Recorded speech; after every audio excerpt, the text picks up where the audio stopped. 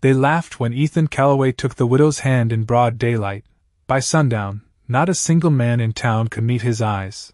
Before we continue, tell me, where are you watching from? And if you believe justice doesn't always come with a gun, stay with me. The dust hung low over Red Hollow that morning, sunlight cutting through it like thin gold blades. And every boot on that wooden street slowed when Ethan stepped off his horse without looking left or right, his coat still carrying the faint scent of leather and long miles, his shadow stretching nearly 10 feet across the ground. And there she was, Clara Whitmore, standing alone near the well, hands still, eyes lowered, like she had learned not to exist too loudly in a place that had already judged her. They called her cursed, whispered it behind half-closed doors and over half-empty whiskey glasses, said her husband's death followed her like a storm that never quite left the horizon. And no one remembered when the story started, only that it stayed. Ethan stopped 3 steps away from her, close enough to hear the wind tug lightly at the edge of her worn dress, close enough to see the faint tremble she tried to hide in her fingers. And for a moment, nothing moved, not the horses, not the men leaning against the saloon rail, not even the creak of the sign above the general store. "You shouldn't stand here," someone muttered from behind, low but sharp enough to carry. "Not with her." And a few chuckles followed. Dry and uncertain, like men testing how far a line could be pushed, Ethan didn't turn, didn't speak, didn't even blink. He just looked at Clara the way a man looks at something real after a long time in the dust, and then, slow, deliberate, he reached out and took her hand. It wasn't forceful, wasn't dramatic, just steady, like setting a stone where it belonged. But the sound it made in that town was louder than any gunshot they'd ever heard, because laughter cracked first, then died, then left. Nothing but a silence that pressed against every wall and window. Clara's breath caught, barely audible, her eyes lifting just enough to meet his, confusion and something softer flickering there, like she wasn't sure if she was allowed to believe what was happening. "Mr. Calloway," she whispered, voice thin as wine through dry grass, but he shook his head once, small, certain, like the name didn't matter right now. Behind them, boots shifted, someone spat into the dirt. Another voice tried to rise but failed halfway, because Ethan Calloway wasn't just any man. He owned half the cattle within a day's ride, had ridden through storms most men hid from, and had never once explained himself to anyone. He simply stood there, hand in hers, letting the weight of that choice settle over the town like evening dust. And in that moment, something changed, not loudly, not visibly, but deep enough that even the oldest men felt it, and didn't know why. Clara swallowed, her fingers tightening just slightly against his, as if testing whether he would pull away like all the others had. But he didn't move, not an inch, and for the first time in a long while. She didn't step back either. Somewhere down the street, a door creaked open, then shut again, quicker this time, like the town itself wasn't ready to witness what came next, because out here, choices like that didn't just stay between two people. They echoed, they spread, and by nightfall, they always asked for something in return.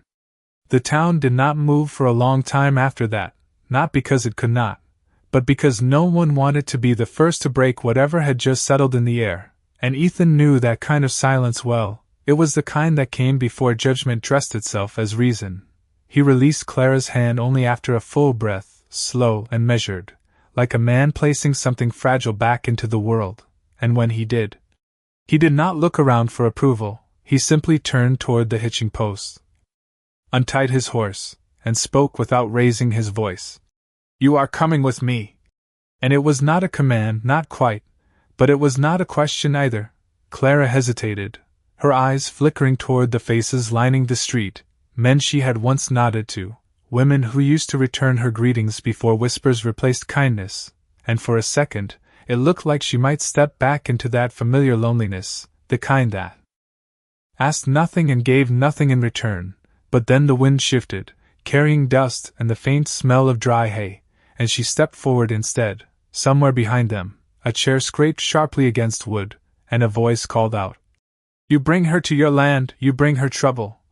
But Ethan did not slow. He swung into the saddle with the same quiet ease he used for everything, then reached down, offering his hand again. And this time Clara did not wait. She took it, let him pull her up behind him, her grip light but certain, like she had decided something she could not undo. The ride out of town was only a mile, maybe a mile and a half, but it felt longer, stretched by the weight of eyes following them until the last building fell behind and the open land swallowed the road, wide and unforgiving, the kind of land that did not care about rumors or reputations. Ethan's ranch sat beyond a low ridge, fences straight. Barn painted a weathered red that caught the afternoon sun just enough to glow, and as they crested the hill, Clara saw it all at once, the order, the quiet strength of it, the kind of place built by a man who did not waste words because he did not need to. He slowed the horse near the gate, letting her slide down first, and when her boots touched the ground, she stood there a moment, looking at the house, the barn, the long stretch of pasture that rolled out like a promise she did not quite trust. "You do not have to do this," she said softly, not looking at him, her voice carrying that same careful distance she had worn in town, like she was already preparing to leave before being asked to, and Ethan rested his hand on the saddle horn, studying her the way he had in the street, steady, unhurried. "I am not doing this for them," he said, and there was something in the way he said it, something that did not explain itself but did not need to. The gate creaked as he pushed it open, the sound low and familiar, and he stepped through first, not turning to see if she would follow, because some choices, he knew, had to be made without being watched, and behind him, after a breath that seemed to hold more than a lifetime of silence, Clara Whitmore stepped onto land where no one had yet decided who she was supposed to be. The first night settled over the ranch slower than Clara expected, like the land itself was deciding whether to accept her, the sky stretching wide and endless above, painted in deep amber fading into cold blue, and the only sounds were the distant shuffle of cattle and the soft creak of wood as the house adjusted to the cooling air. Ethan moved through it all without hurry, lighting a single lantern near the porch, its glow steady and warm. Not bright enough to chase the dark away, but enough to stand against it, and Clara watched from a few steps behind, unsure where she was meant to belong in a place that had not yet asked anything of her. "There is water inside," he said after a while, his voice low, like he did not want to disturb the quiet more than necessary. "And food on the table." Simple words, offered without expectation, and then he stepped past her, pushing open the door with a soft groan of old hinges, leaving it open as if the choice to enter should never feel forced. Clara lingered on the threshold, her fingers brushing lightly against the doorframe, worn smooth by years of use, and for a moment she closed her eyes, listening, as if she expected to hear the echoes of voices that had once filled another home, a life that had ended without explanation she was ever allowed to give, but there was nothing here except the low hum of wind and the faint flicker of lantern light, and she stepped inside. The room smelled of cedar and dust and something steady. Something lived in, the table set with simple things, bread, a small pot still warm, a tin cup catching the light, and it struck her then how quiet kindness could be when it was not watched by others, when it did not need witnesses to exist. She did not sit at first, instead she walked slowly across the room, each step measured, like she was testing the ground beneath her, until she reached the window, looking out over the darkening fields. The fence lines stretching far into shadow, and for the first time in years, no one was looking back at her. With suspicion, behind her, Ethan placed his hand on a hook, the sound soft but certain, and he paused there, not turning immediately, as if he understood that silence was something she needed to fill on her own. "They will talk," Clara said after a while, her voice barely above a whisper, not bitter, not afraid, just stating something that had always been true, and Ethan nodded once, though she could not see it. "They already do," he replied, simple, unbothered, like talk was just another kind of wind that passed whether a man listened or not. She turned then, studying him, trying to understand the shape of a man who could stand in the center of judgment and not bend, and for a second, something like doubt crossed her face, not about him, but about the cost of what he had chosen. Outside, a horse shifted, its hoof pressing into dry earth, and somewhere in the distance, a gate clattered faintly out of place. Too sudden for the stillness of night, and Ethan's gaze moved toward the door without urgency, but with attention, the kind that noticed small changes others ignored. Clara followed his eyes, her breath catching just slightly, because out here, away from the town, away from the whispers, the world felt honest, but also unprotected, and she realized then that stepping onto this land had not ended anything, it had only begun something she could not yet see, something carried in the quiet between them. In the way the night held its breath just a little too long. The night did not break, but it shifted, subtle as a breath held too long, and Ethan stepped out onto the porch without a word, the lantern behind him casting a narrow band of light that stopped just short of the yard, as if even it knew not to reach too far. Clara followed after a moment, not because she was told, but because something in the air had changed, something she had learned long ago not to ignore. And the boards beneath her boots creaked softly, each sound louder in the quiet than it should have been.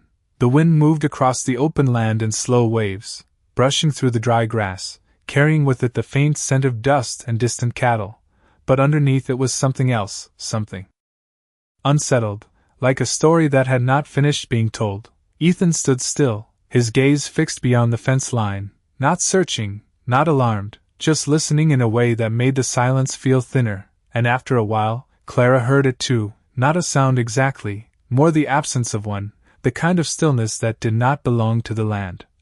"Someone passed through," she said quietly, the words leaving her before she could stop them, and Ethan glanced at her then, just once, not surprised, not questioning, only acknowledging that she had heard what he had. "Maybe," he answered, though the word did not carry doubt, only restraint, like a man who did not name things until he had to. Clara folded her arms lightly, not from cold, but from habit, her eyes tracing the outline of the fence in the dim light, noticing how one section leaned just slightly out of line, not broken, not forced, just moved enough to matter, and her chest tightened in a way she did not understand at first, because she had seen that kind of sign before, in another place, another time, when something quiet had turned into something else. "They will not come for me here," she said after a moment, though it sounded less like a belief and more like a question she had asked herself too many times, and Ethan rested his hand against the porch post, the wood worn smooth under his palm. "No one comes here unless they mean to be seen," he replied, his voice steady, almost calm, and there was something in that sentence that carried more weight than it should have, something that suggested he understood the difference between being found and being followed. The lantern flame flickered behind them, bending slightly with the breeze, and Clara glanced back at it, the small, steady light that now felt like the only thing holding the darkness at a distance, and she realized then how strange it was to stand beside someone who did not ask her to explain herself, who did not measure her by the stories others told, and yet still seemed to know when the world shifted around her. A long moment passed, stretched thin between them, until Ethan finally stepped off the porch, his boots pressing into the dirt with quiet certainty, moving toward the fence without haste, and Clara hesitated only a second before following, her steps lighter, more careful, as if the ground itself might reveal something if she listened closely enough. When they reached the edge of the yard, the land opened wide in front of them, dark and endless, the horizon barely visible, and there, just beyond the reach of the lantern light, the grass lay pressed in a narrow line, not trampled, not disturbed, just bent in a direction that did not match the wind, and Clara felt it then, clear and certain, the same feeling she had carried out of town, the one that said nothing had ended at all, it had only changed shape, and beside her, Ethan said nothing, but he did not step back either, and that was answer enough. The grass did not lie, and Clara knew it the way some people knew the weight of rain before it fell, because bent grass always told a direction, always told a story, and this one led straight across the fence line and into Ethan's land like it belonged there. Ethan crouched slowly, his hand brushing just above the ground without touching it, as if he respected whatever had passed through enough not to disturb it further. And for a long second he said nothing, just watched, just listened, the way a man does when he is measuring something that cannot be seen with the eyes alone. Clara stood a step behind him, her arms still folded but tighter now, her gaze following the faint trail as it curved slightly toward the barn, not rushed, not careless, but certain, and that certainty settled heavy in her chest. "They wanted us to notice," she said quietly, and this time Ethan did not answer right away, Because the truth in that sentence did not need to be rushed. The night air pressed in. Closer, cooler now, carrying the low rustle of distant cattle shifting in their sleep, and somewhere near the far fence, a loose wire tapped softly against wood, a steady, hollow rhythm that did not belong to the moment but filled it anyway. Ethan rose to his feet, slow and deliberate, his eyes lifting from the ground to the dark shape of the barn standing about 40 yards ahead, its outline solid against the sky, the doors closed, the structure still, and yet something about it felt different now, not wrong, just watched. "Stay here," he said, not sharply, not as an order, but as a fact placed between them, and Clara almost nodded, almost stepped back into the safety of the porch light, but instead she shook her head once, small but firm. "No," she said, and there was no fear in it, only a quiet refusal to be left outside whatever this was. Ethan looked at her then, really looked, as if weighing something deeper. Then the moment, and after a breath, he turned without arguing, because some choices, once made, did not need to be defended twice. They walked together across the yard, their steps slow, the dirt firm beneath their boots, each sound carrying farther than it should have in the open space, and as they moved, the lantern light behind them faded, shrinking into a small, distant glow that no longer reached their backs, halfway to the barn. Clara noticed it, not ahead, but to the side, a faint glint. Catching what little light remained, something small resting against the fence post, and she slowed, her breath tightening just enough to matter. "There," she whispered, and Ethan followed her gaze, adjusting his path without hesitation. The object was no larger than a man's palm, tucked just where the fence met a crooked beam, easy to miss unless someone was looking for it, and Ethan bent down, picking it up with 2 fingers, turning it slightly so the starlight brushed across its surface. It was a ring, simple, worn, not new, not polished, just a band of metal that had lived a life before this moment, and Clara felt the air leave her lungs in a slow, silent pull, because she knew that ring, not by sight, but by weight, by memory, by the way something unfinished always finds its way back. Ethan did not ask, did not question, he just held it out toward her, and for a second she did not take it. Her hand hovering just short, as if touching it might bring back more than she was ready to face. But the night had already shifted, the land had already spoken, and when her fingers finally closed around the cold metal, she understood that whatever had followed her to this place had not come for noise or fear, it had come for truth, and beside her, Ethan Calloway stood still, silent, as if he had been waiting for that moment long before she ever arrived. Clara did not speak for a long time after the ring touched her palm, because some truths do not arrive with noise, they settle, slow and heavy, until a person either accepts them or walks away, and she had done enough walking for one lifetime. The metal felt colder than it should have, heavier than memory alone could explain, and she turned it once between her fingers, not to inspect it, but to confirm what her heart had already decided, and when she finally looked up, her eyes did not carry fear anymore, only something steadier, something closer to resolve. Ethan watched her without stepping in, his silence not empty but deliberate, the kind that gave space instead of taking it, and when she spoke, her voice came out clearer than before, like a line drawn in dry earth. "He never wore it," she said, and that single sentence hung between them, carrying more weight than a story told too quickly. The wind shifted again, brushing past them in a low sweep, and the barn ahead remained still, unchanged, yet no longer neutral, as if it now held a piece of something waiting to be understood. Ethan glanced once toward the structure, then back to Clara. "Then someone else did," he replied, not as a question, but as a path opening forward. Clara nodded slowly, her gaze drifting beyond him, past the barn, toward the darker stretch of land that bordered the far fence, and for a moment she seemed to be looking at something neither of them could see, something tied to a place she had left but never escaped. "They said he died alone," she continued, her voice quieter now but no less certain. "Said no one was there to see it."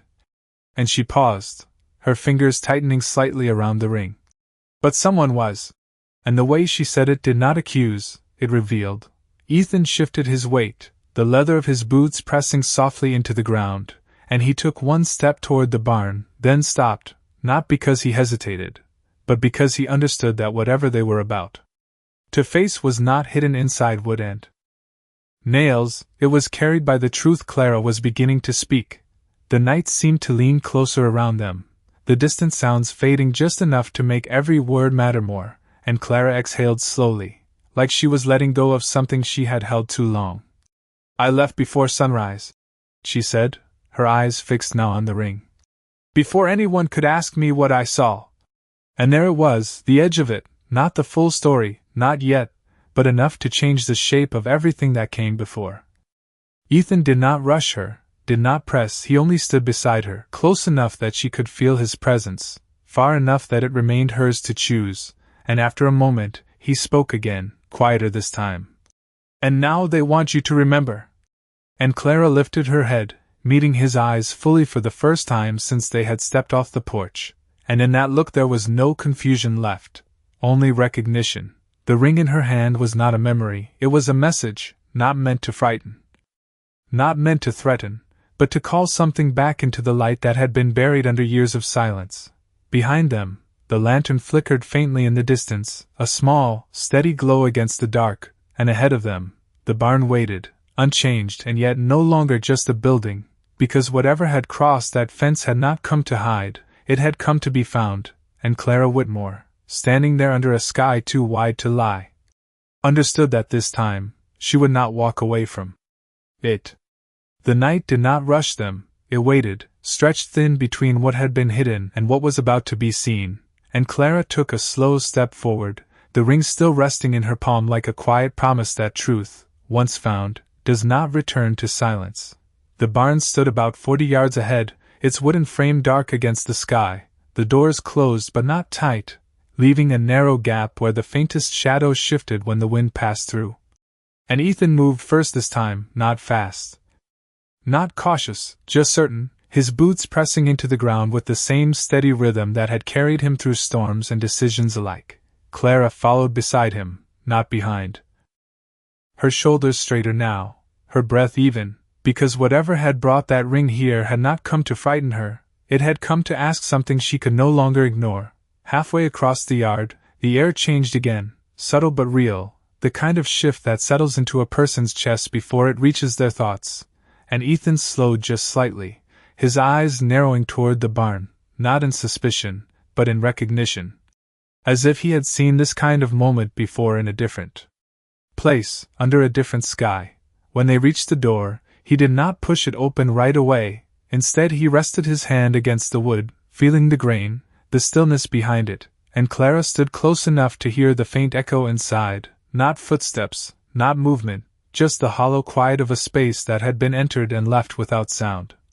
It is not inside, she said softly, surprising even herself with the certainty in her voice, and Ethan glanced at her then nodded once, because the truth of it felt right, and slowly, he pulled the door open anyway.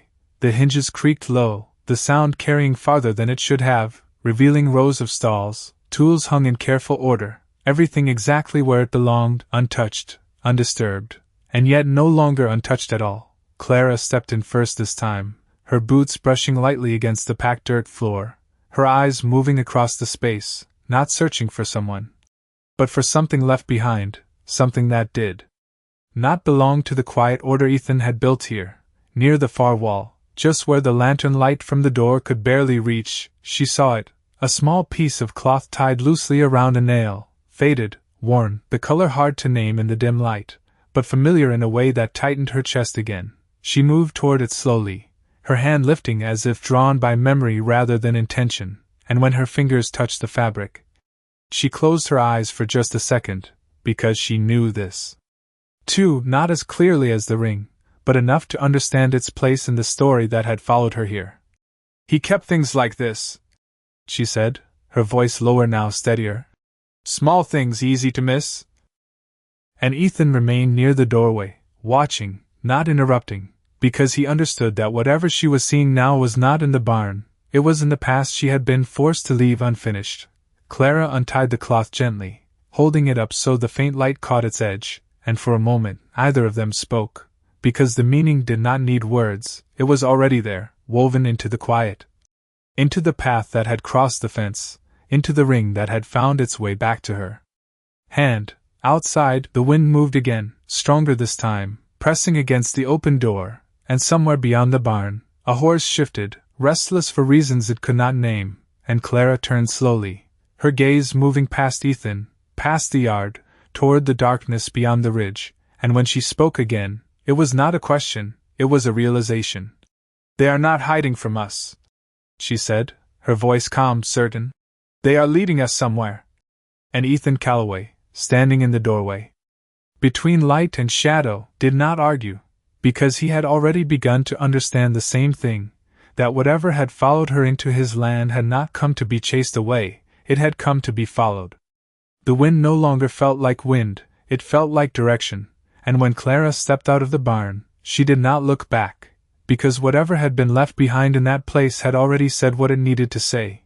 Ethan followed a step behind, his eyes scanning the open land ahead, not searching for a person, but reading the ground the way a man reads a map he never wrote but understands anyway.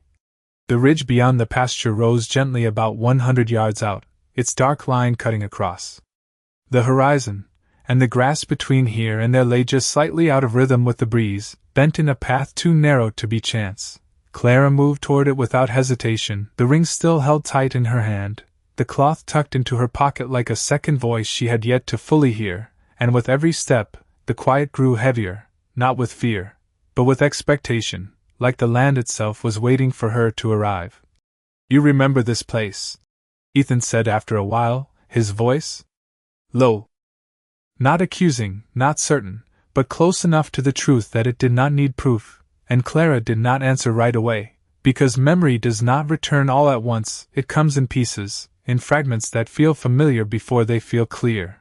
Halfway to the ridge, she slowed, her eyes narrowing slightly, not from doubt, but from recognition that had not yet found its shape, and then she saw it, not ahead, but to the right.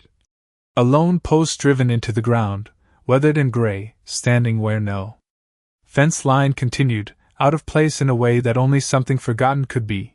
Ethan noticed her shift in direction and followed without question, because by now he understood that whatever they were following was not leaving random signs, it was guiding them, steady and deliberate.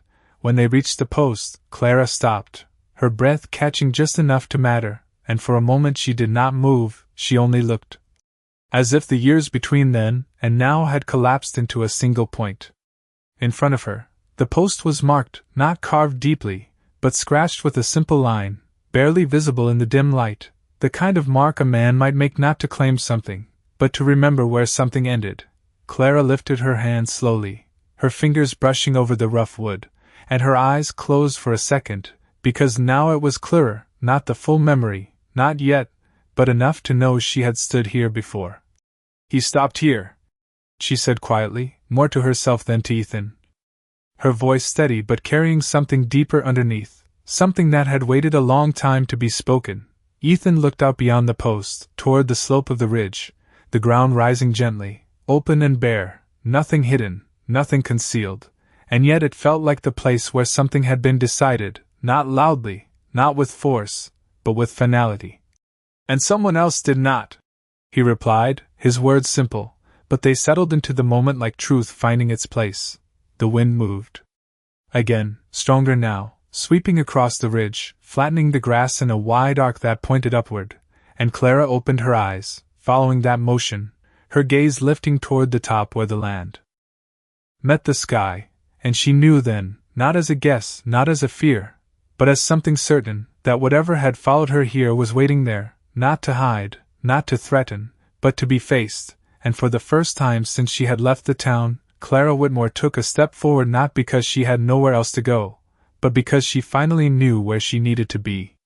The ridge did not look different from a distance, but as Clara climbed the slow rise each step brought a weight she could no longer ignore, like the past was not behind her at all but waiting just ahead, patient, certain, and Ethan followed without a word, his presence steady at her side, not leading, not holding back, simply there as the ground shifted beneath them from open pasture to something quieter.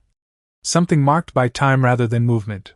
The wind grew stronger near the top, brushing against her coat, lifting strands of her hair as if trying to pull her backward, but she kept moving, her hand still wrapped around the ring, the metal warming slightly now from her grip, no longer cold, no longer distant.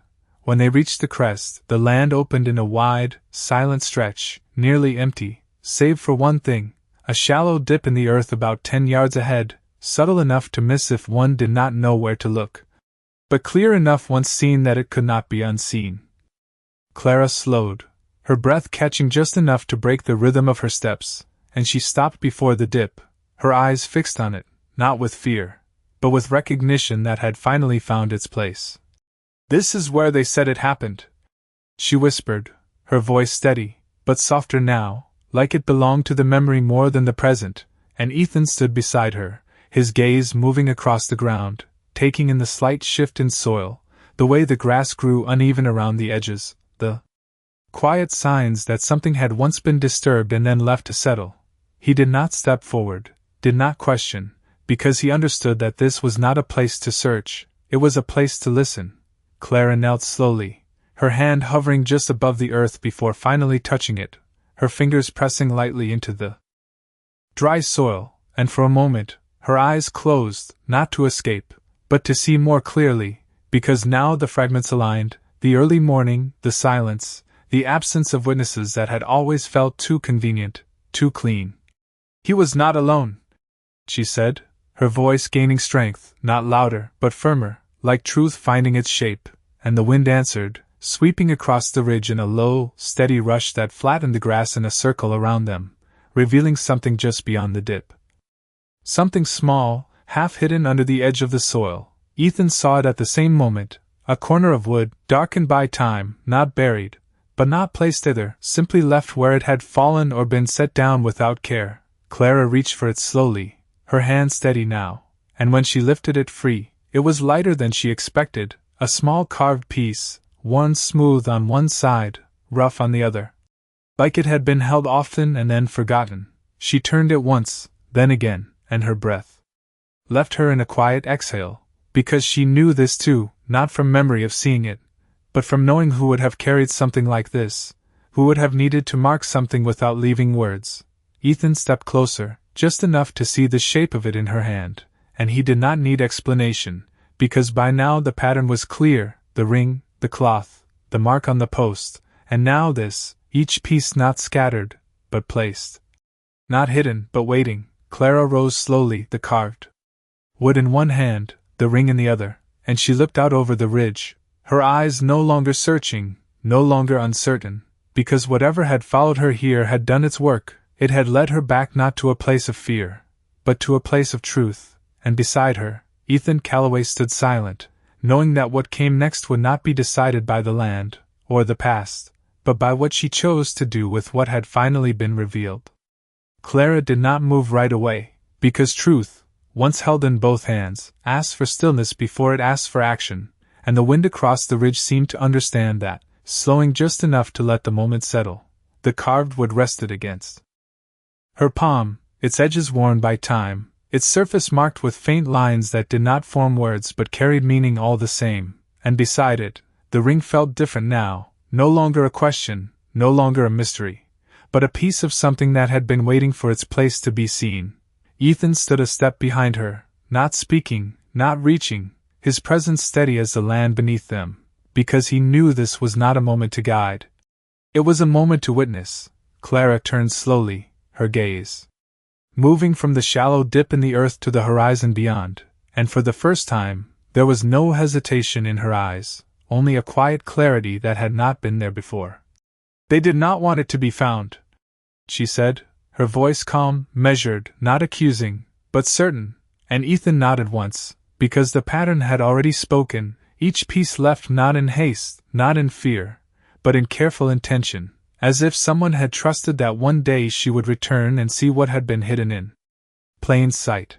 Clara stepped back from the dip, her boots pressing into the dry soil, leaving clear marks behind her, and she looked down at them briefly, as if noticing for the first time that she was no longer walking away from something, she was stepping into it. The ridge stretched wide around them, empty and open, but no longer silent in the way it had been before. Now it felt like a place that had held its breath for years and was finally exhaling. "He left this for me," she continued, lifting the carved wood slightly, her fingers steady, her voice carrying a quiet strength that had been buried under too many years of being unheard. Not because he could not speak, but because he knew no one would listen. And the truth of that settled into the air between them, heavy but clean, like something that had finally found its shape. Ethan stepped closer then, not enough to take the moment from her, but enough to stand beside it, his eyes moving across the land once more, not searching now, but confirming, because everything they needed to see was already here.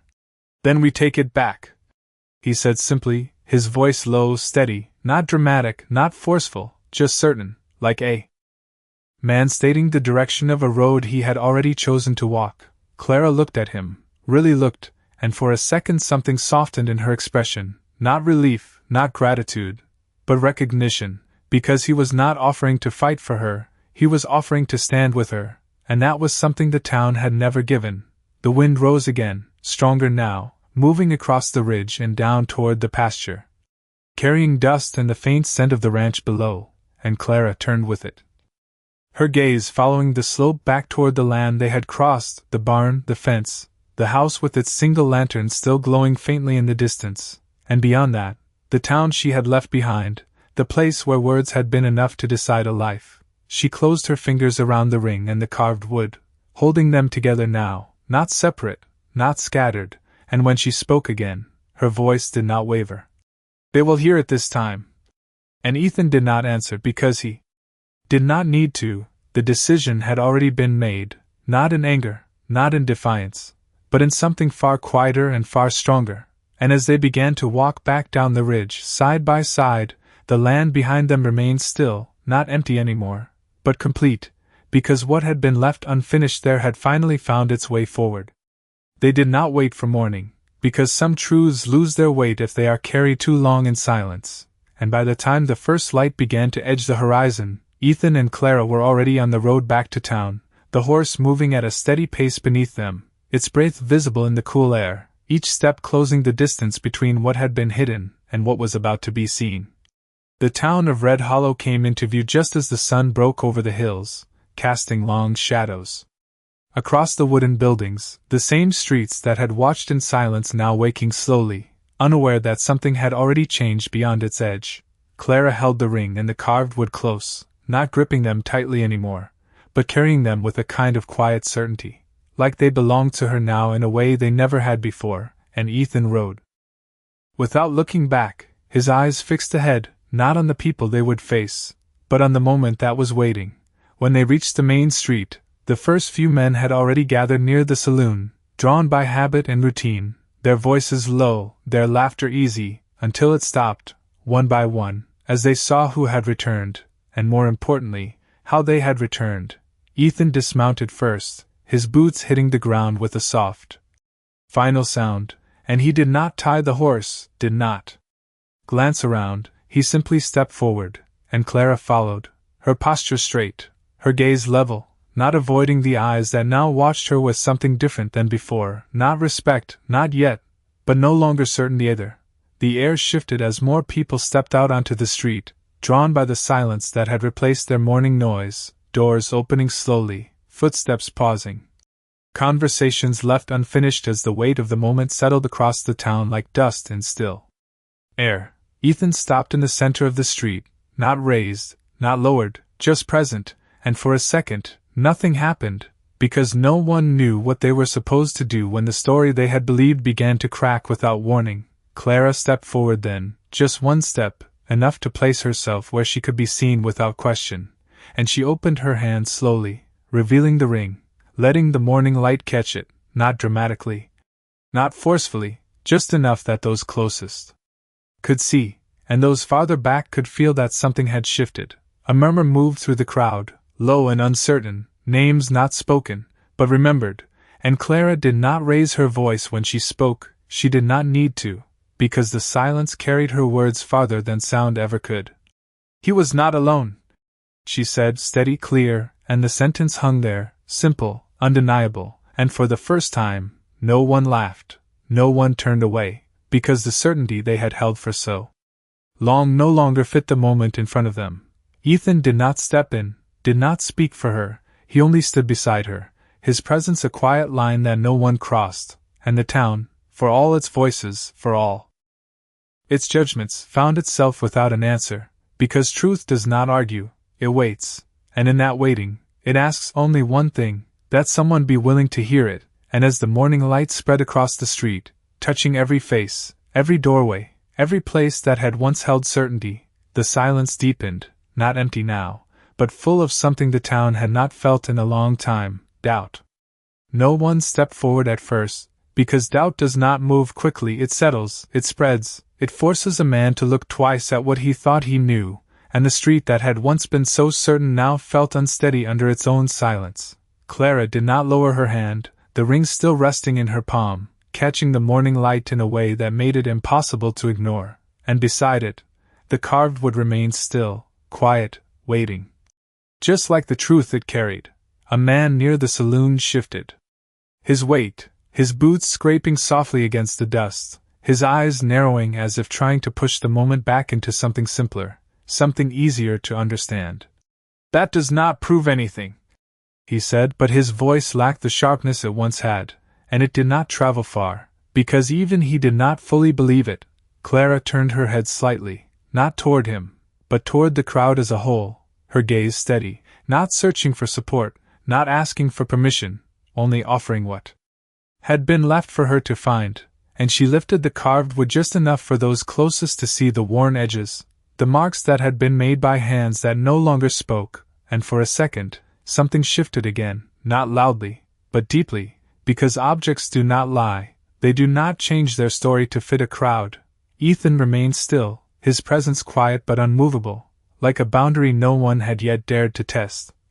And he did not need to speak, because the weight of the moment no longer belonged to him, it belonged to the truth Clara carried. An older man near the general store took a slow step forward, his hat low over his brow, his eyes fixed not on Clara, but on the ring, and there was something in his expression that had not been there before, not anger, not judgment, but recognition, the kind that comes when a memory returns without asking. "I have seen that before," he said, his voice rough with age and hesitation, and the words moved through the crowd like a quiet ripple, not loud, but impossible to ignore, because once one voice changes, others begin to question their own silence. Clara did not rush, did not press, she simply held the moment, letting it breathe, letting it unfold the way truth always does when it is given space, and Ethan shifted his stance. Just slightly, enough to show he was still there, still beside her, but not in front, not above, just present. The man took another step, closer now, his eyes narrowing as he studied the ring, and then the carved wood, and then Clara herself, and something in his posture softened, not fully, not completely, but enough to matter. "Morning that happened," he continued slowly, choosing his words with care. "There was someone riding out early, before the sun."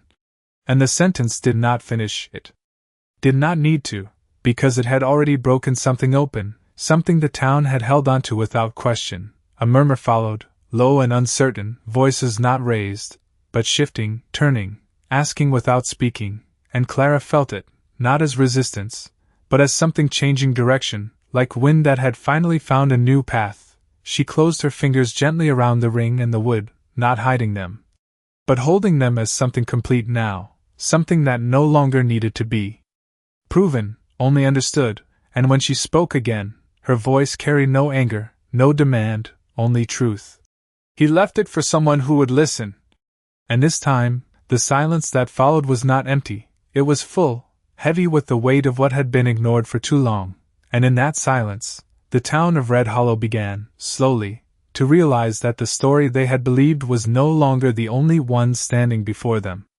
No one spoke for a long time after that, because when truth finally finds its place, it does not shout, it settles into the bones of a place and asks each person to decide what kind of man or woman they have been all along. The morning light had risen fully now, stretching across the street, touching every face that had once turned away, and Clara stood there without moving, not waiting for apology, not expecting anything at all, because she had not come back for them, she had come back for what was left unfinished. The older man lowered his gaze first, not dramatically, not with shame loud enough to be heard, but with a quiet shift that carried more weight than any words could, and one by one, others followed. Not all, not at once, but enough that the certainty which had once filled that town no longer had a place to stand. Ethan remained beside her, his presence unchanged, not triumphant, not satisfied, just steady, because this had never been about proving anything, it had been about allowing something true to stand where it had once been pushed aside.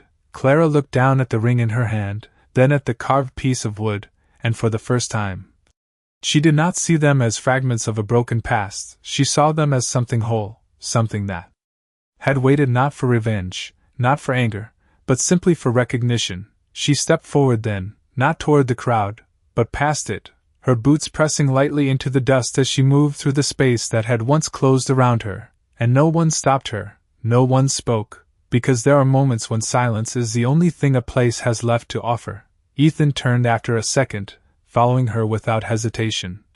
And together they walked the length of the street, not quickly, not slowly, just with the kind of calm that comes when a burden has been set down. Behind them, the town did not return to its noise right away, it remained still, held in that quiet understanding that something had changed, not loudly, not completely, but enough that it could not be undone.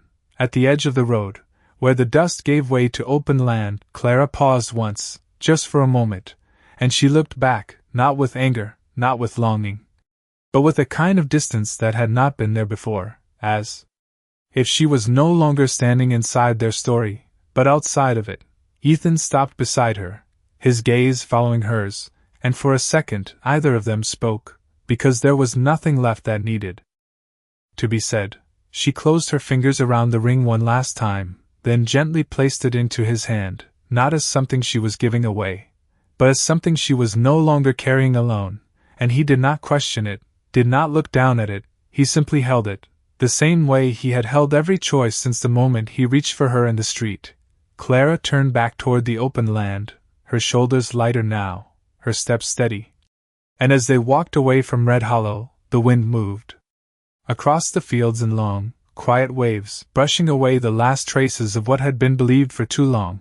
Behind them, the town remained, smaller somehow, quieter, as if it had been forced to listen to something it had never wanted to hear, and in that silence, a different kind of understanding began to take root, one that did not need to be spoken aloud, because out here, far from the noise of judgment and the weight of old stories, justice had not come with a gun, it had come with something far rarer, the courage to stand still, to speak quietly, and to let the truth be enough.